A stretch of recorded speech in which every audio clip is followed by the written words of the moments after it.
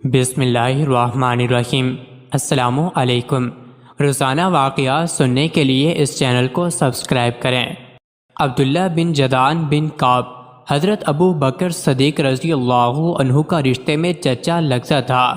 اس کا شمار زمانے جاہلیت کے ان لوگوں میں ہوتا تھا جو لوگوں کو کھانا کھلانے اور امداد فراہم کرنے میں صف اول میں گنے جاتے تھے۔ شروع میں یہ فقیر و کنگال تھا، بد چلنی اس کی عادت تھی اور معصیت و گناہ کے کاموں میں بکثرت ملوث رہتا تھا۔ اس کی اخلاقی پستی اور شرارتوں سے تنگ آ کر اس کے خاندان و قبیلے والے اسے نفرت کی نگاہ سے دیکھتے تھے۔ اس کا گھرانہ بلکہ اس کا باپ بھی اسے سخت ناپسند کرتا تھا۔ گھر، خاندان اور قبیلے کی نفرت انگیز نگاہوں کی تاب نہ لا کر وہ ایک دن مکہ کی گھاٹیوں کی طرف نکل پڑا۔ اس کی نظر پہاڑ کی ایک کھو پر پڑی۔ سوچا ممکن ہے اس کے اندر کوئی موذی جانور ہو جو مجھے موت کے گھاٹ اتار دے۔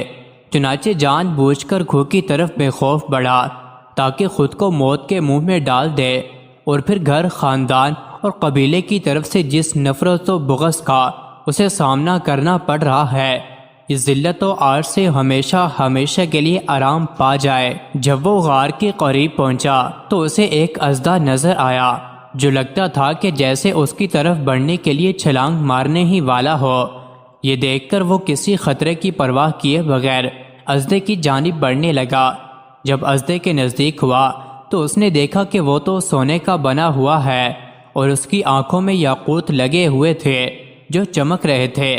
وہ غار کے اندر داخل ہوا۔ غار میں قبیلہ جرہم کے بادشاہوں کی چند قبریں تھیں۔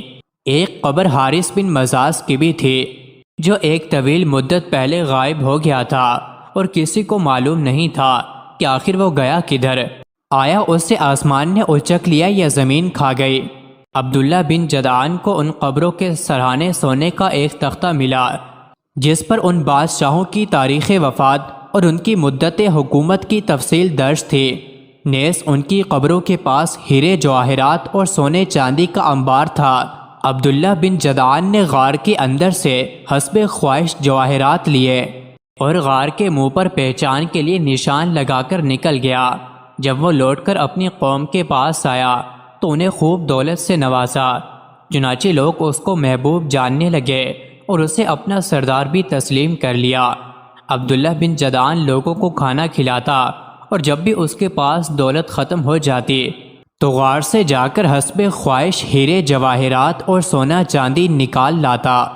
لوگوں کو کھانے میں کھجور اور ستو دیتا اور پینے کے لیے دودھ کا بندوبست کرتا۔ عبداللہ بن جدعان نے ملک شام کی طرف 2000 اونٹ بھیجے تھے جن پر گیہوں، شہد اور گھی لاد کر مکہ لایا گیا۔ پھر اس نے ایک منادی کرنے والے کی یہ ذمہ داری لگا دی کہ وہ ہر رات خانہ کعبہ کی چھت پر چڑھ کر لوگوں میں کھانے کے لیے دعوت عام کا اعلان کرے۔ چنانچہ ہر رات وہ منادی کرنے والا اعلان کرتا، ابن جدعان کی دیگ کی طرف آؤ، یعنی اس کی دعوت طعام کو قبول کرو۔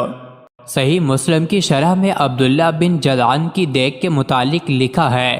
ابن قتیبہ کہتے ہیں عبداللہ بن جدعان کی دعوت طعام والی دیگ اس قدر بڑی تھی کہ اس سے اونٹ سوار سواری کی پیٹھ پر ہی کھانا لے کر کھا لیتا تھا، مگر اس قدر فیاضی اور دعوت عام کے باوجود بھی وہ اللہ کے دربار میں سرخرو نہ ہو سکا۔